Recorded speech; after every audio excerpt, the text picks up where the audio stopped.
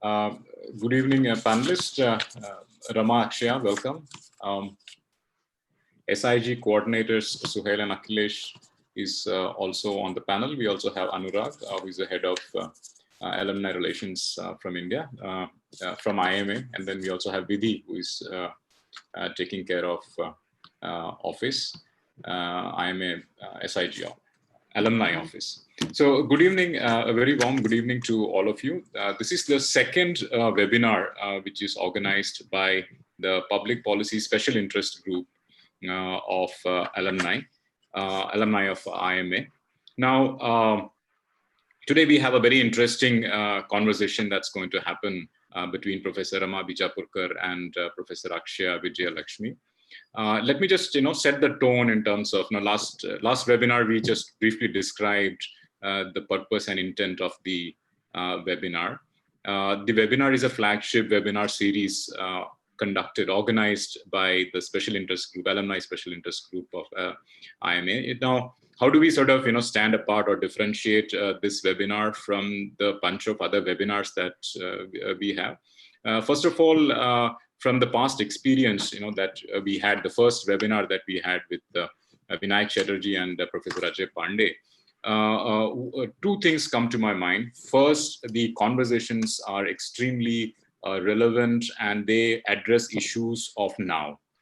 Second, the participants are in positions of decision making and influencing policy directly.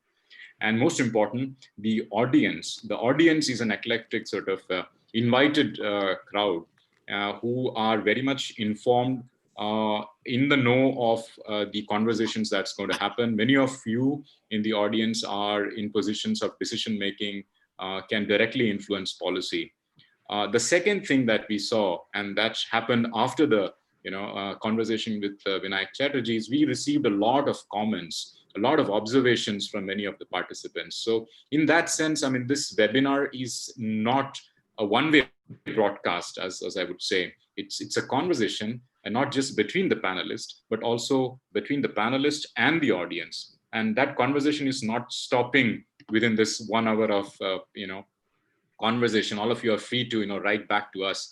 And last time we had we could collate all these comments and all the summary of the conversation, and we could circulate among all the participants, and that was really nice. And I would thank Akhilesh and Suhail for putting in all the additional efforts. I mean, it adds a lot of seriousness to this conversation. I mean, and it brings you a sense of continuity. Yeah, so that's enough of the introduction, setting the tone. Let me welcome to the panel today.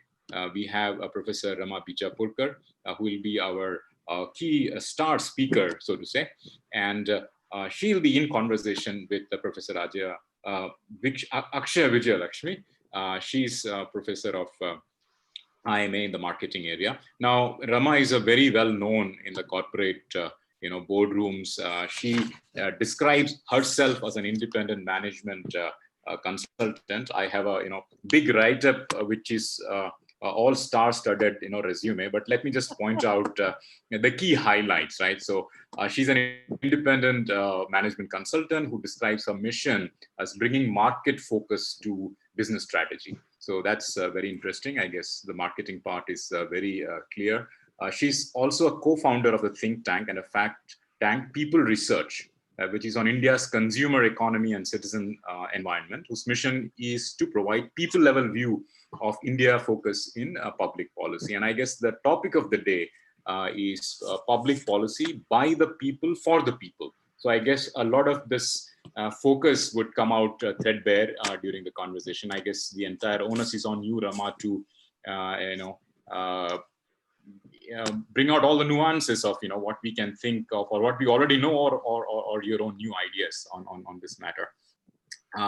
But as I said, first and foremost, Rama is an alumni. She's a 1977 batch, right? That's my record, what it says. PGP alumni. So that's again wonderful too. It's like by the alumni, for the alumni, and for everyone else who is interested. So welcome, Rama. In conversation with Rama today is Professor Akshaya Vijayalakshmi. Akshaya is a faculty of marketing at IMA. She's doing some fantastic research at the intersection of advertisement and society in general. In specific, I recall a research on advertising that is targeted to children and parents, and I guess that's something very, very interesting. She also works a lot on gender-related issues. So that's the panel for you, all of you. By way of Zoom etiquettes, let me just quickly reiterate. All of you kindly keep your microphones on mute. If you have any question, you have the Q&A button, which will appear on the bottom of the Zoom screen. You can click that and you can type out your Q&A. The moderators during the talk, Suhail and Akhilesh, will curate questions and will pose them to the panelists. So that's the plan for the day. So with that, welcome all of you, all the participants and the panelists. Let me hand over the webinar to Professor Akshaya. Akshaya, over to you. Thank you. So much, Anish. Thanks for the introduction and setting the tone. It's my honor and privilege to host Rama for this discussion. As a marketing professor, I cannot agree more with her on the need to focus on consumers to develop our strategies. And this is a well-known mantra which we repeat from day one in our marketing classes. But as I understand, Rama wants to discuss, extend this even to policymakers, bureaucrats, and governments, and wants them to pay more attention to the consumer or the consumer citizen while framing and developing policies, and not just focus on them during elections as voters. So the discussion today will center around the idea of developing a people-centric policy. We'll hear from Rama on why that is important and how it can be achieved. And there is no better person than Rama with her vast experience and understanding of the Indian consumers to explain it to us. So Rama, I'll let you give us a brief introduction to the topic, after which I'll pick your brain with several questions of my own, and also we'll pick up questions from the audience. Thank you very much. And good evening, everybody. I wish we were doing this face-to-face, because then we would have, I would have been able to see who I'm talking to. But first of all, a fervent wish and a prayer for good health and good spirits for everybody, for you and your families. Thank you to the special interest group for inviting me. It is a special event and I am privileged, Akshaya, as much as you are. And I have to say, you folks are much kinder than my batchmates are. Batchmates, as you know, despite being deeply beloved, can hit the nail on the head. I have already got a few messages saying, since when have you become a public policy expert? And I have to say that actually I'm not. But what I do for a living is to bring the people view of the world to people in business. And through my think tank, we work a lot with people in public policy as well. So that is my mission, to provide a view of the economy, of the country, and of business as well, through what I call the people lens. So the dharma of business, according to me, and I think most people won't disagree, is to add value to people and to extract value from them. And I think the dharma of public policy is to make people's lives better, to ensure safety, security, well-being of the public through all the tools that we so enjoy, that we have so much fun with. Now, this seems pretty obvious, right? That public policy obviously has the word public in it, for public goods. So what is the big deal? That public policy is to use all the instruments of policy making to ensure improvements in the life of people. And yet I have seen so many debates on public policy. I must say, especially in the corporate world, we are the biggest critics of public policy, as well as economic policy in particular. And a lot of debates where I don't find the mention of people at all. Economic policies seem to aim to boost that great GDP growth number that we all seem to live and die by, that we're all obsessed with. There are occasional murmurs of jobless growth, but as Amartya Sen said, it is about the purpose of it is for people to live a valuable and a valued life. A lot of it is around ideological positions. Privatization is good, it promotes efficient use of capital. But if you actually did the people view of, let's say, banking, and you said who do the banks serve, not how much ROI do they make, but who do they serve, And who takes on the dharma of providing public services to the poorest people in the far-flungest areas that we actually have. And I would say that if you did this analysis, you would find that public banks, private banks are serving the well-heeled, and financial inclusion without the public sector, despite all the strides in fintech, which enables you to bring down costs, is not happening. Even a tech arm, as a friend of mine in banking says, has to be attached to a body somewhere. Private insurance, if you will remember that far back, the trouble with being as old as I am is I remember everything that far back, sometimes not of the present.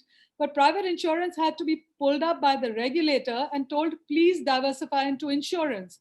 You can't just run a wealth management business. You're not just about goal-based savings. Where is protection? And if you remember, that's when the whole industry had to go through what is now fashionably called a pivot. But in those days, we called it a fatwa from the regulator. But privatization, on the other hand, has worked superbly in telecom. The central nervous system of this country is the cell phone. If it weren't there, the entire country has learned how to use technology, has learned how to use a cell phone. That's wonderful. And it has actually worked. In COVID times, I think the jury is still out on private healthcare. In some cases, it has been usurious and not very helpful. Some cases, it has been helpful. I always wonder, why does it take Air India to operate Vande Bharat? What about the others? But then you say, where are the others? So maybe I will let that be for now. Private health insurance hasn't really taken off. And I hear repeatedly that, it's not possible to serve this beast called the Indian citizen who earns so little. So my proposition today is that we need to consciously embed the people view, constantly embed a real understanding about how Indians earn, spend, save, live, think, aspire. People in the skilling area tell me that, the young people, they aspire to white collar jobs. And I think the answer is why. And how do you tell them, no, tumhare liye yahi theek hai? Or how do Indians access public goods? If you actually looked at a set of public goods, I was just reading a book by a friend of mine called The Gated Republic, where he makes the point that millions have seceded from the government system the minute they actually have the money to secede from the government system. So my submission is to say that in the creation and design of public policy, let's embed people view, and also in the evaluation and the outcomes of public policy, let's evaluate them in terms of people indicators, not just in terms of how many kilometers of road got built or how smart and how many smart cities we actually have and how many million digital transactions we actually have. The evaluation metric cannot be, when you say number of electrified villages, that's good, but you need to supplement it by the number of people who can switch on a light and actually see a light in their homes. And electrified villages is not always electrified homes. Or how exactly the kilometers of road have transformed lives other than anecdotally. So this book, The Gated Republic, in fact, talks about, and it's on my mind because I read it yesterday, it talks about outcomes mired in fuzzy terminology, fully covered villages, partially covered villages, problem villages. And I think we've seen this terminology again and again. And I think we especially need to pay attention to people centricity, I think, because of three reasons. I think one, we seem to have more and more, I'm calling it corporate mindset people, which is a good word, by the way, MBAs and technocrats directly entering the space who haven't been trained to be people-centric or to have people at the center or to know who's the people that you're serving. The same way our much maligned bureaucracy has actually been trained.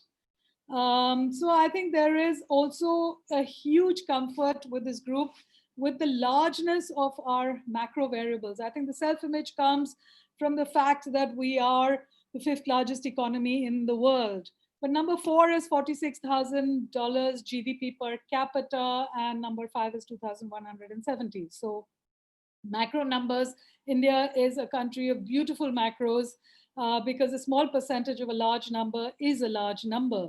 So our self-image, I think, sometimes needs to again put people in the focus. We have 550 million or whatever the number is internet users. I have heard policymakers repeatedly say we have the third largest after China and USA. But yeah, I mean, Australia is what, 21 million people. So we are 20 times anybody else, and we are the largest. But the Dharma public policy is not to be the largest after America and China. It is about serving the people that need to be served. The second reason I think we need to really pay attention to public policy, to people in public policy, rather than take it as a ho jayega option, is that I think we're so diverse and so unequal as a country. We live over 4 centuries, and we've been changing in such tricky, insidious ways. I mean, India changes, it looks like nothing is changing, and then you look at it again and everything has changed, right? So I think we need to constantly reshape our mental models and offer our mental models that many of us have, particularly from the privileged class of education of India, just isn't good enough. We aren't as rich as we think we are, and we aren't as poor either. Our mental models of how poor is poor, how villager is villager. If I ever hear about millennials, I'm always thinking, how is it when I look at the real people who are millennials or Generation Z, what I call the Y2K generation, a lot of them have parents who are illiterate and poor, and a lot of them have barely any education. I think aspirations are also changing, and I think public policy has got to keep up with what is changing and what is not changing. Even what we eat is changing, so obviously your MSP, your PDS has to also change with it.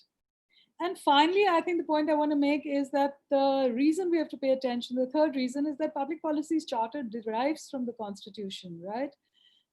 It has to worship, therefore, at the altar of policy outcomes or people outcomes. That is the only altar to worship at. It's not to have the smartest cities or the classiest biometric databases as an end in itself. They are necessary, otherwise you have no hope in hell of reaching the ultimate constituents that you want. But I think our constitution directs that the state must strive to raise levels of nutrition, minimize inequality, raise standards of public health, provide people with adequate livelihoods, education, and not allow inequalities in any form. You call it justice, call it fairness, whatever it is that you have to have. So I think that, and also finally, what is good enough as outcomes of a public policy have got to be a nationally accepted standard of what we want to be. I mean, I don't think there is good and bad of public policy. It is all policy is in line with the values that we enjoy as a society or the values we don't enjoy as a society. And if we're all not on the same page on what are the values of our society, then we have to work that much harder to make it happen. So what I really want to do is to just share by way of example, because you can say all this talk is hawa mein. And also when you have a hammer, everything is a nail. So my hammer is data about people and people of this country. And so Akshaya, there is a file that I've sent you that's called IMA Final Use This. Yeah, yeah, I have it ready. Of the millions of disorganized things I've done today. So what I want to do is share with you just 5 or 6 vignettes of the people of India that I find surprising, interesting, not very well known whenever I show it to people, which I feel can actually start showing you the many shades of public policy, and then Akshay and I will have a chat with it. Please.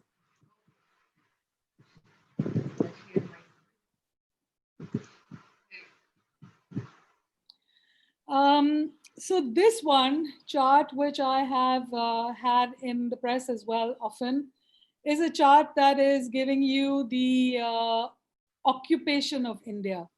You know, we know that, oh my God, we've had so many migrants, oh my God, we've had so much. But if you actually look at this chart, what this chart is telling you is what the category is, which is casual labor, and you can have all the details on the side of your screen.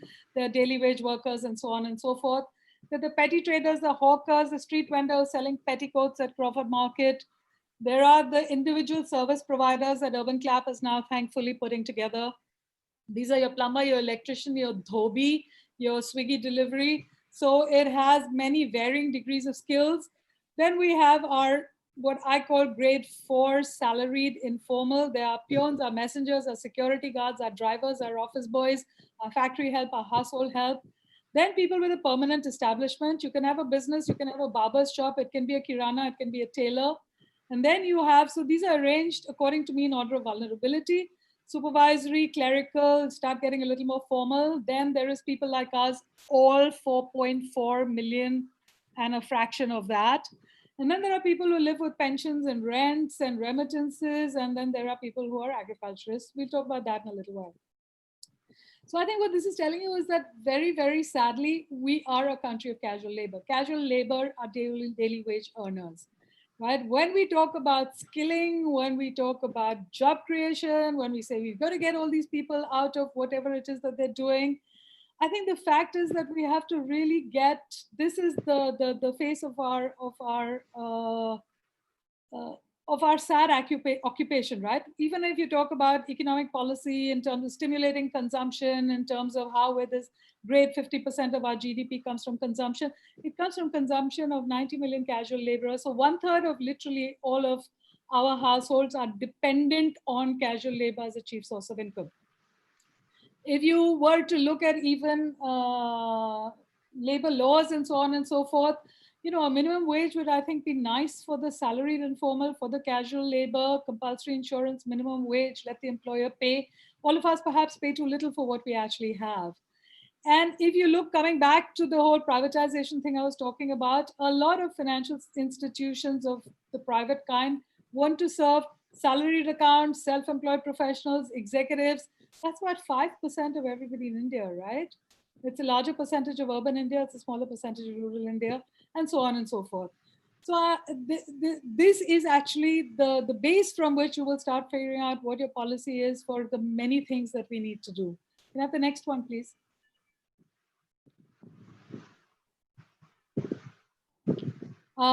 And this is just to tell you that of our largest group, which is 1/3 of casual labor, 80% of them are in the bottom 20%. So does that mean that our welfare state just has to get beefed up way more than what it is? Or what we do with the fiscal deficit as a result of that? And it's also telling you that none of us in the class that a lot of private businesses serve are really in the bottom 20%. Akshay, next one, please.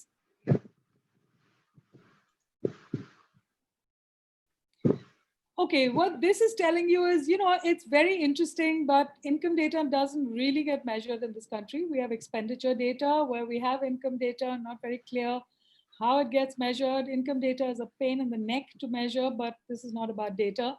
So what we've done here is arranged everybody in according to their income, according to certain criteria. Top 25%, that's quintile 5 at the bottom, the poorest to the richest. And then it tells you what is the share of income that the poorest has and what is the share of income that the richest has, right? Very often when people show you this, they show you this by approximating distributions from other countries. My point is that how this distribution shows up depends on whether Sonia Gandhi manages to get a certain set of principles and policies through in her idea of a welfare state, or whether you bet, as our post-COVID response has been, on stimulating the production side of things to make sure that everything else will follow from there.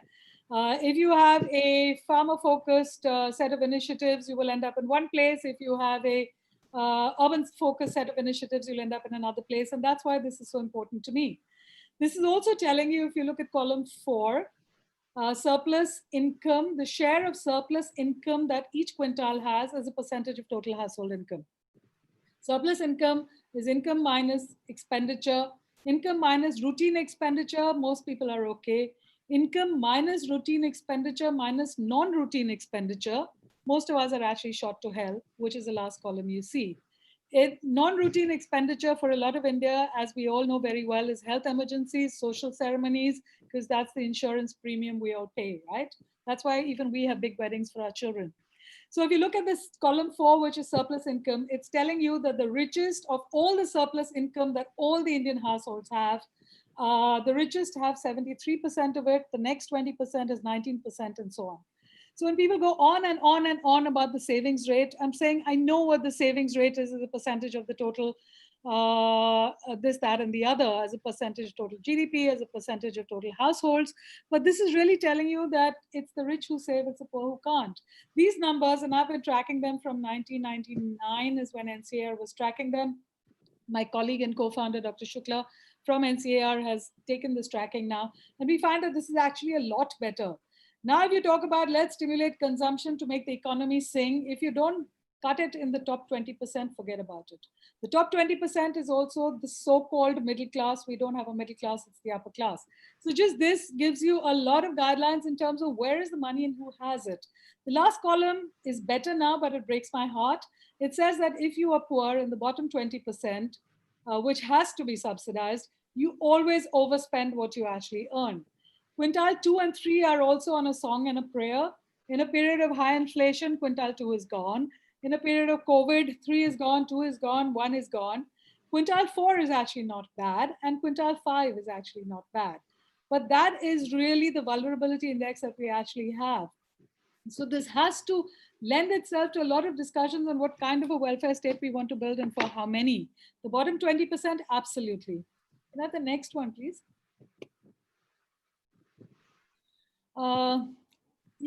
This chart, I have such mixed feelings about it. This is the highest education level attained by anybody in the household. Okay. So I've color coded it as optimistically as I can, but the technical, diploma, vocational, graduate, postgraduate, people like us is such a small number as compared to everybody else. You say, oh, well, things have changed. I think things have changed because illiterate is very small. Everybody has some level of schooling, and that is actually really good news. But when you say let's kill, when you say let's get an education policy together, I mean, I think that we're starting from here. When you talk about our famous startup economy, I think we're saying, how do we get the benefits of startup all the way down? You know, we confuse tier 2 towns for poor. Tier 1, tier 2, tier 3 are another variable, but the rich are everywhere. Can I have the next slide, please? This tells you how much more money will you make if you had a little more education. And all I want you to see from this chart, well, basically the answer is pretty pathetic, but between illiterate and some schooling, you actually go from 100 to 217 on the index, you double. But from some schooling all the way through, it's only when you get something more than a higher secondary, which is a technical diploma, you actually start making a little more money. And whether it's technical or graduate doesn't make such a difference. So that's really, I think, an important clue. And of course, when you go from grad to post-grad, then you actually hit heaven. So until we have this as an outcome metric and say, how come with every diploma or years of schooling, can we make the schooling such that we can increase the income we make at every level? I think that we're not going to make much out of this. And I think I just have 1 or 2 more left. Can I just see those, please? Yeah, so this whole business of rural, we don't track rural GDP. We have agricultural GDP. What is rural has to be derived from many places, but roughly half of India is in rural and half of rural, or 1/3 of rural is basically farm income, steadily coming down. Interestingly, our definition of urbanization still has 75% engaged in agriculture, which is why you're ending up with so many places called census towns, which is really fake urbanization, right? Even the Census of India, and I don't know what they're going to come up with now, isn't sure whether they're villages or isn't sure whether they're towns. And that definition really goes back to, I don't know, 1946 or something, and it definitely has to be changed. Because 1 minus everything urban is equal to rural, but then that 75% of the workforce engaged in agriculture isn't happening. And can you go to the next? And I can see lots of chats and questions, so I'm going to shut up very quickly. All I want to show you from this is that even the numbers we sort of push around in terms of how many people are engaged in agriculture, how many people are dependent on agriculture. It's 32 million households which are pure farm households. And 22% of those engaged in farming do not own land. Now, all the benefits that we give to landowners, to landowning farmers, now that law has been changed for a while, but basically God is in the detail of how people actually live. And 73 million of rural are actually poor, pure non-farm. So 40% of rural income has nothing to do with the farming sector. right? And it's interesting how APMC can take, the reforms can take all these people and put them into some kind of productive use. But the idea that we have to do farming equal to rural, well, intellectually, we all know that's not true. In policy, I'm not seeing very much of it. And the next one, please. Last one. Yeah, this is the last one. This is telling you what is our affluence by geography. So you've got the big towns, you've got the small towns, you've got the census towns that I'm talking about, that's the rest of urban. And we've divided rural into 3 categories based on 29 indicators. And the first thing I want to show you is that creature called developed rural. Developed rural fits the census definition of rural, gets the benefits of rural, but everything about it, 34 million households, is like a tier 2 town. It actually has more households than the metros, and it has as much income as the metros. And then the underdeveloped rural is really telling you the good India, bad India, top half, bottom half. So 101 million households out of the 281 million households in this country have 1/3 of the households, and they seem to need a completely different thing. So if smart cities are tackling metros and tier 2, I think we need something for census towns. We need something for underdeveloped rural. Developed rural, thank you very much, should start paying income tax and so on and so forth. So I think that's where we're at, Akshaya. And I've shown you the average household income here to tell you how much more money you will earn depending on where you live. And the interesting thing is you will earn more money, but your occupation mein zyada kalyan nahi ho raha hai, which means there's another metric I have, which is if you're a laborer, how much more money or a daily wage person can you earn in a big city as compared to a small city?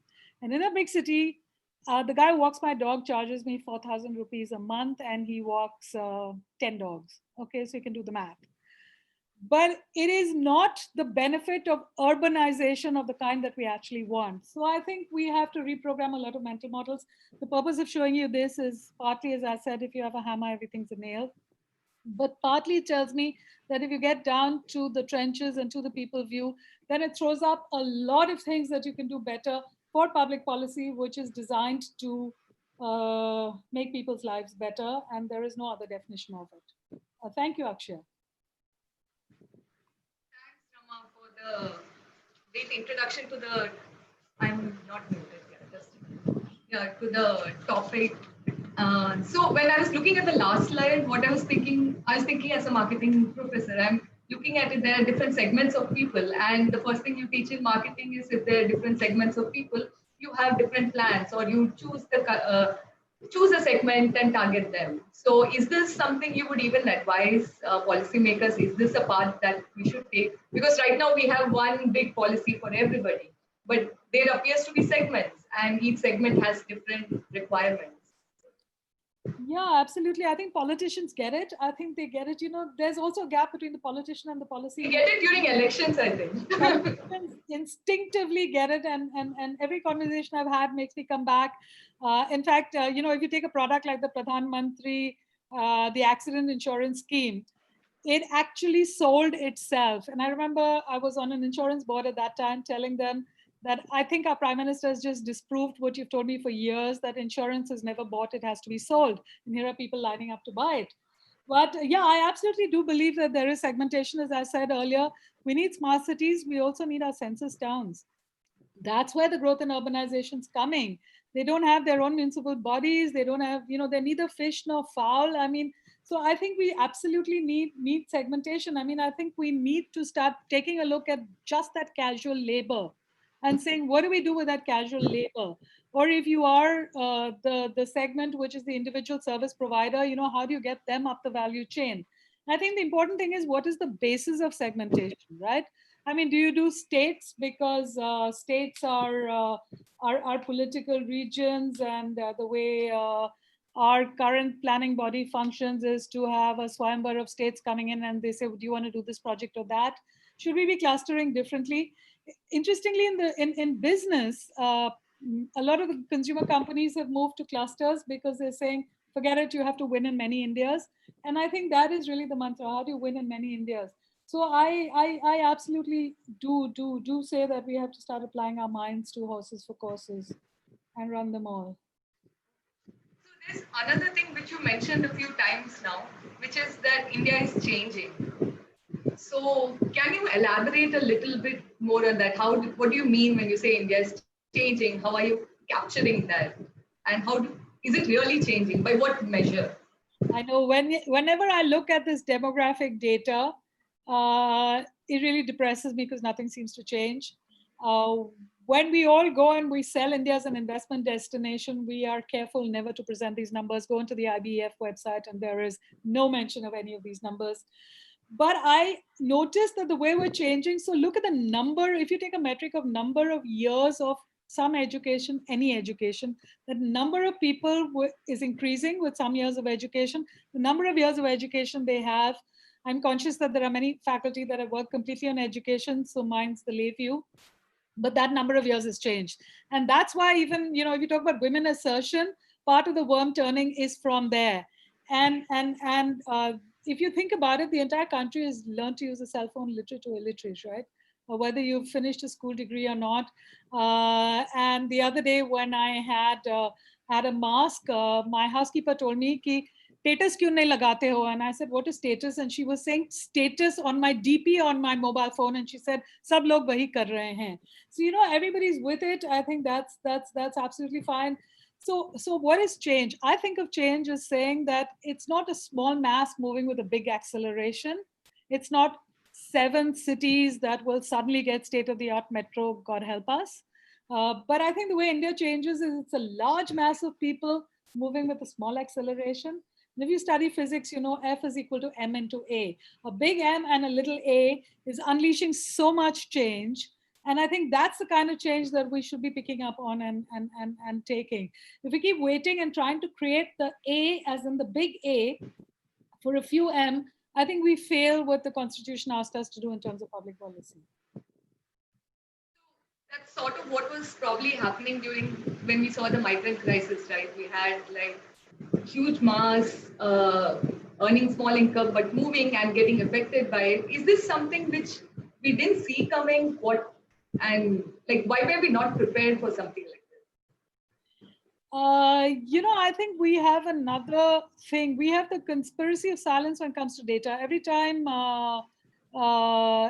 so for example, the census of 2010 told us that a quarter of all urban areas are slums. Okay, when you actually go and find out how, if you take casual labor as a group and you find out how they live, often there's shift system for night shift and morning shift. So as a result of which, if both shifts are at home, then there's no place to stay. And I think that, so I don't know whether should we have seen it, shouldn't we have seen it is a longer debate, but did we know that these kinds of people exist? Of course, they're working in their homes, they're doing, they're doing all the stuff that we need to do. So do we know exactly where these people live? Do we know exactly, or for example, when you say we're giving dry rations, a lot of people actually have no place to cook those dry rations, right? Or for example, this whole idea of food. I mean, I asked someone who said he was going back, and I said, why is everybody so unhappy in the camps? And he said, chawal khilate hain, roti nahi khilate hain.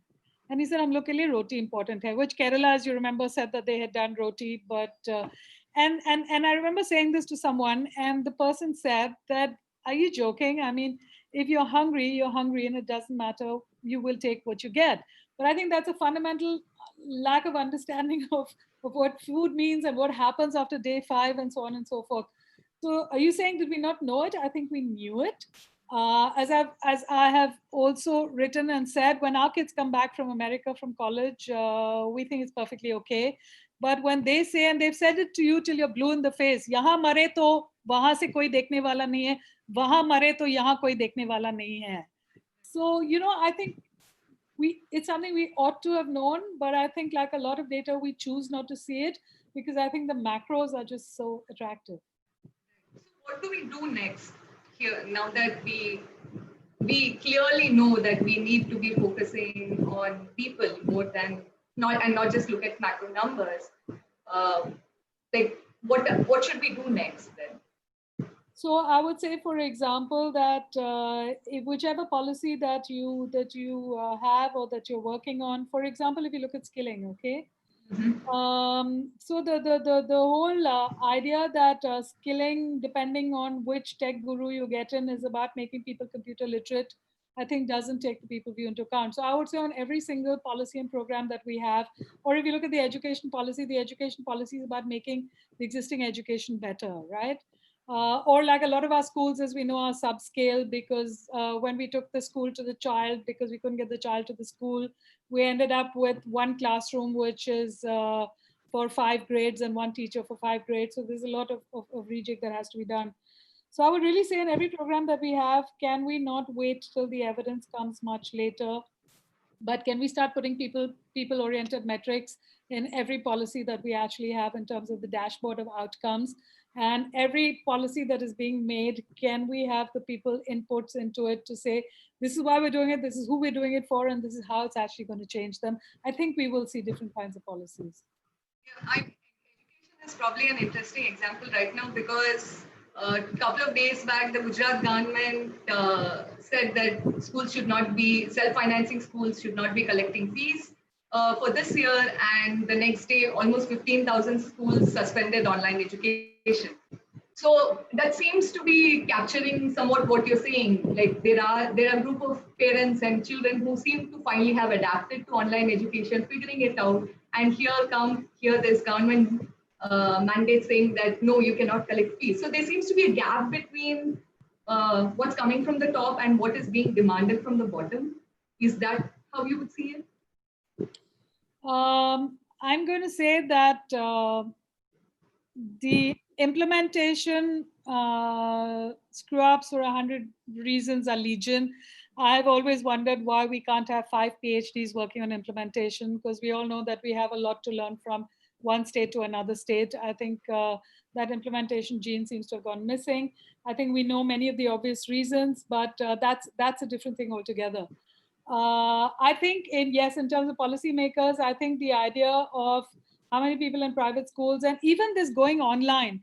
I mean, I know people, nobody actually said to them that when we go online, the phone that your daddy has is good enough.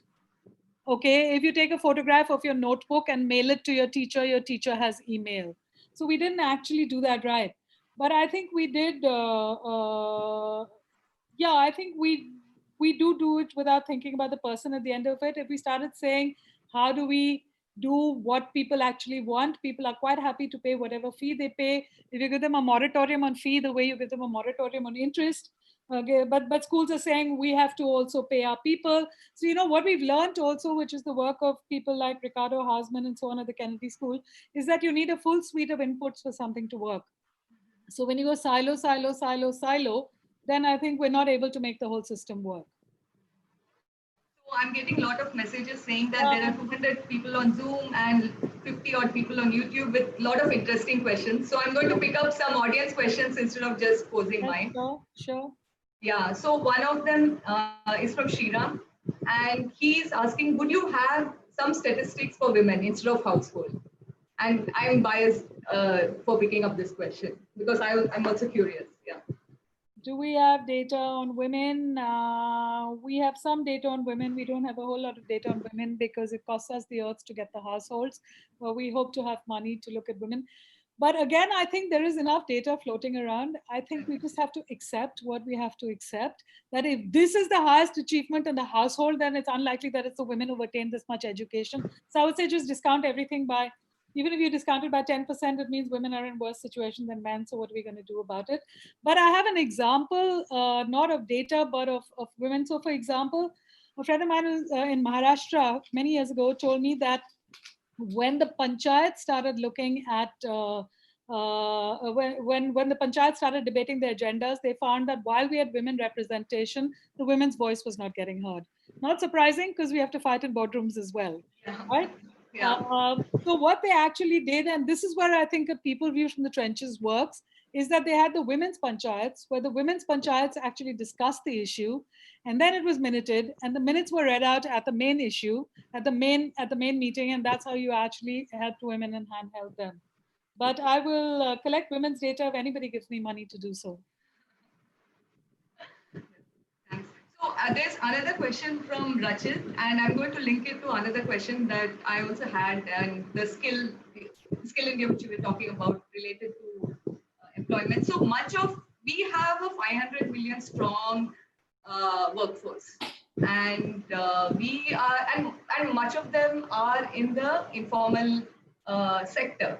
And there's talk about the new national employment policy. There's discussion about making boosting formalization of this economy.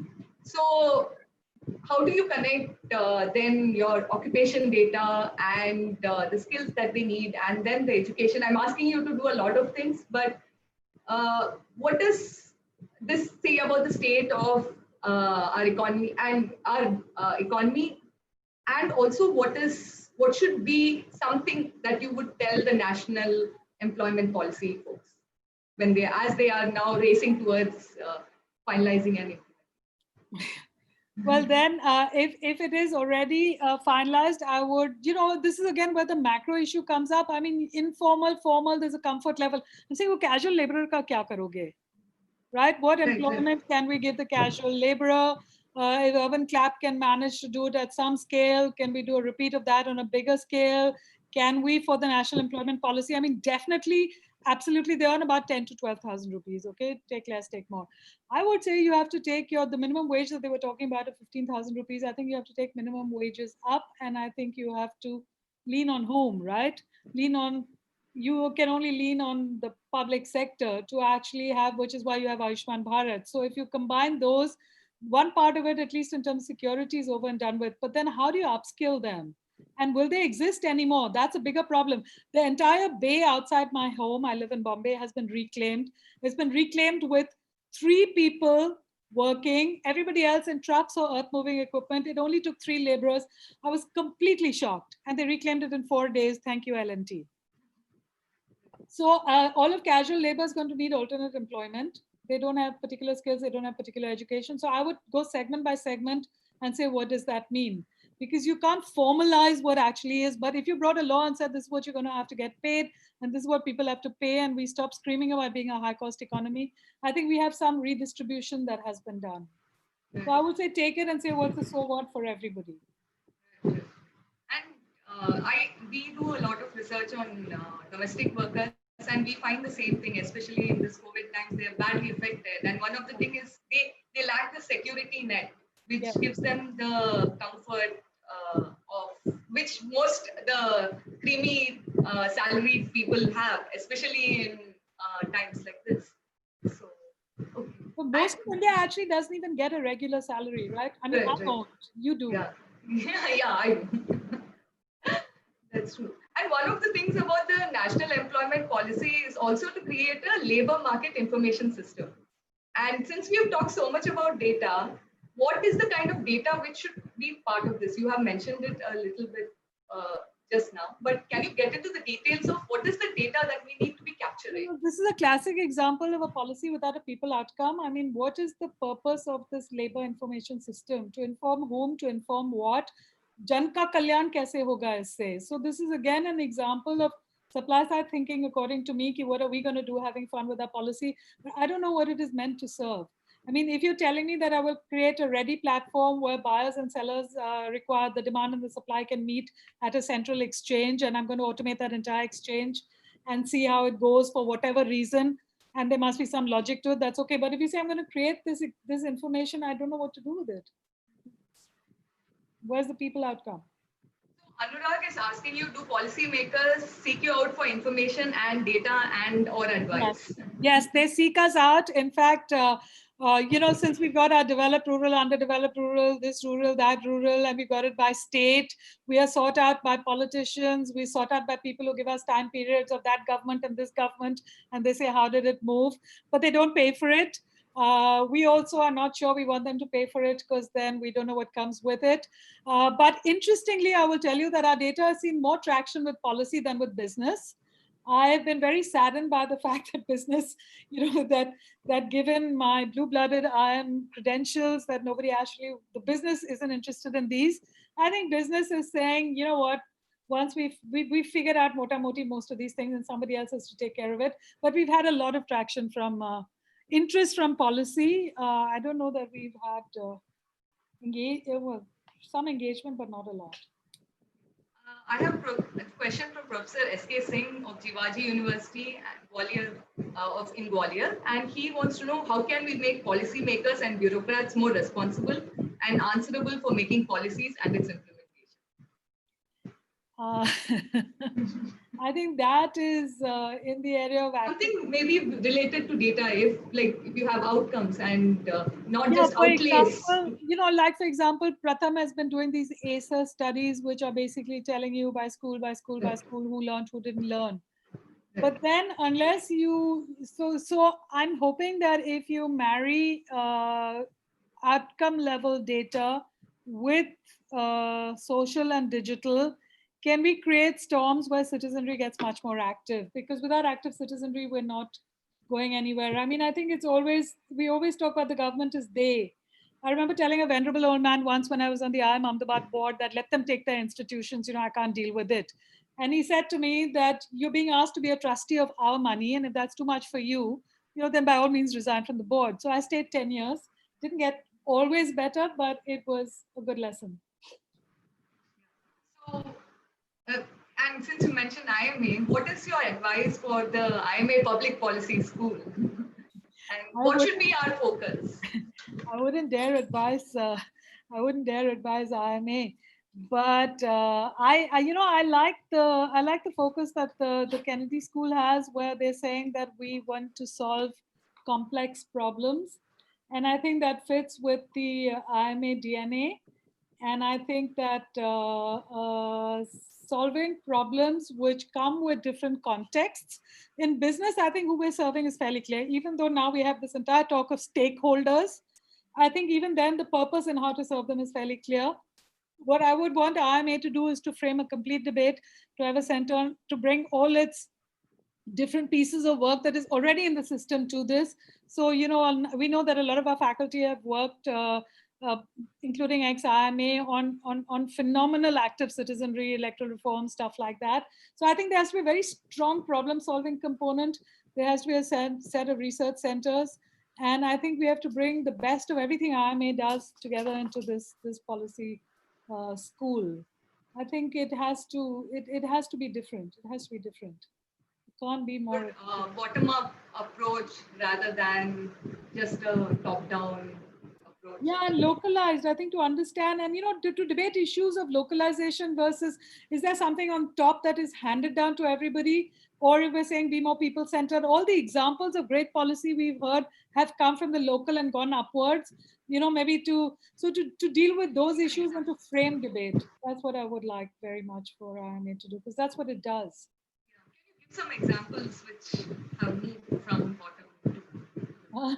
No, I was giving you the panchayat example, or for example, I know of a particular small segment of a state where they said that if there are 5 things that you do, open toilets, but toilets that work, X number of children in school, so on and so forth, there's a competition, and you will get in those days 25 lakhs, which was a lot of money. I think right now the Prime Minister has also done it for 150 of the most backward districts. I saw a YouTube video where he said, you're so lucky you're not in a district where you can play golf, but you have to work hard. And he said that if you actually make these 150, whichever has the largest amount of improvement on a set of indicators, he said, I would personally come and spend a day with you and transfer that knowledge everywhere else. So maybe that's the localized, non-localized, I don't know enough about Panchayat Raj, but I think that IMA Public Policy School will tell me through research. Right. And I think one of our colleagues here, Ankur Sarin, who's been, and his team, they've been working extensively with ward level councillors in the city, and they find that they are better prepared to handle the COVID crisis, but provided they get more support, rather than just giving the same standard instructions from the top. So that seems to be, and that's been their argument. They've written several pieces on that, and they find that works more effectively. You empower your ward level councillor because he or she has the ear to the ground. Yeah, with reservations, a lot of them are she, thank God. We need them to move up slowly and influence the top. Yeah. So I think we are getting closer to the end of the discussion. Is there something that you want to add, which I probably have missed? It is we discussed a range of things. So, but is there something more you would like to add? Otherwise, we can get Suhail to give his input. Over to Suhail. I think there are a lot of questions. Yeah. Would you And like to take a few? I can see it on my Q&A box. I think you can too. Yeah. And I think please mail me because There are a lot of questions. one of the reasons of coming here also so that I get to learn. So I would be. So yeah, there are questions like most of what Rama presents are mostly income-based basis for policy. There are many parameters that need to be looked at in parallel. I completely agree. It's how we earn, how we spend. I think I'm obsessed with income and occupation because that's a bit that we don't have. Thank you for the data you show. There's some stuff that says, I fully agree that a lot of the typical macros hide the reality of countries' development. But so there are, I'm reading the bouquets. There are enough brickbats, guys. I'm a marketing type. What can I say? But please mail me, and I would like to learn as well. Suhail, would you like to jump in and maybe do you have anything to ask Rama? Well, right now I feel like my brain is being pulled in 24 different directions. So That's good or bad, Suhail? Well, I thought you'd ask me whether I really have a brain because I remember when I was a student, close to 2 decades back, really? you had some doubts about my brain. So, but never. I think it was probably survival on the part of the faculty member. Right. No, I think nothing to add right now, but thank you very much, Professor Akshaya Vijayalakshmi, for hosting this fantastic discussion. I think it was brilliant, a lot to digest. So this wonderful discussion. Thank you, Professor Rama Bijapurkar.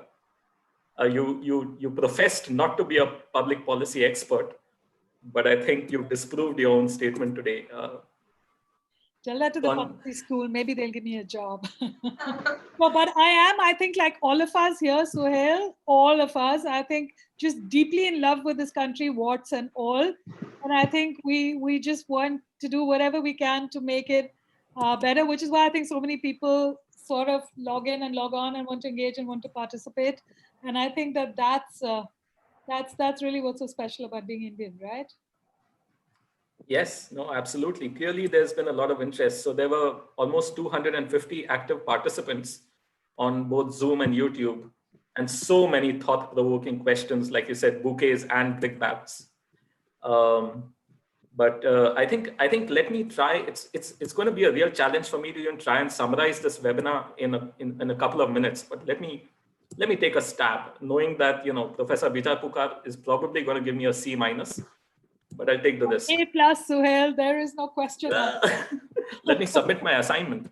So I think for me, there were 3 big takeaways, and we'll take these back and we'll reflect on them more. The first is on data.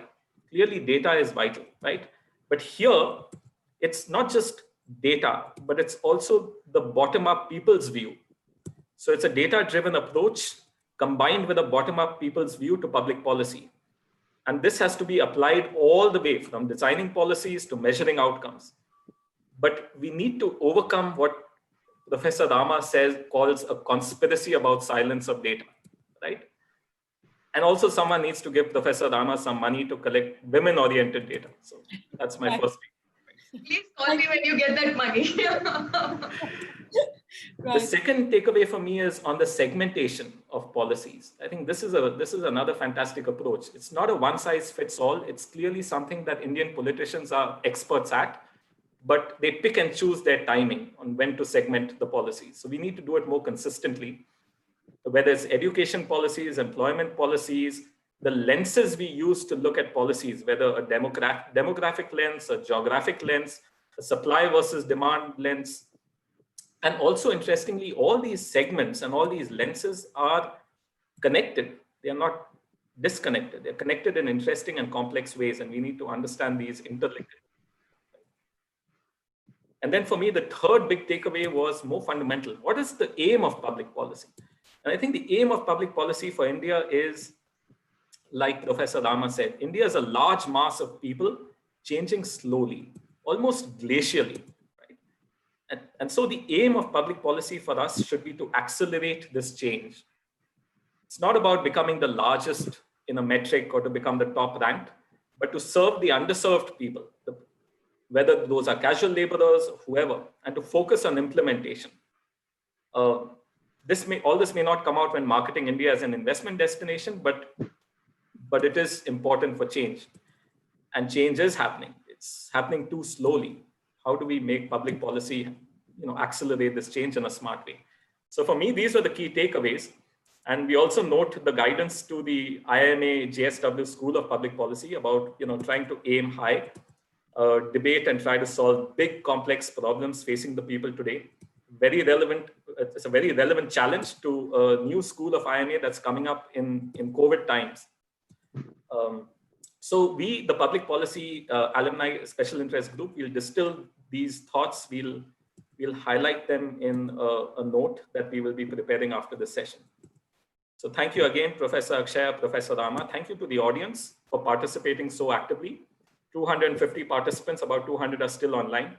Thank you to the Institute faculty who contributed to this, Professor Rakesh Basant, Professor Anish, Sugathan. Also to the IIMA Alumni Office, Anurag, Choudhury and Vidhi Desai. And to my brother, the other Alumni SIG coordinator, Akhilesh Tilotia. Right. It's been a great session. We look forward to the next event on August 8th with former Union Minister, Dr. Y.K. Alak. So with that, I'll close. And thank you once again to everybody. Thanks for having us. Enjoy your weekend. All right. Good luck.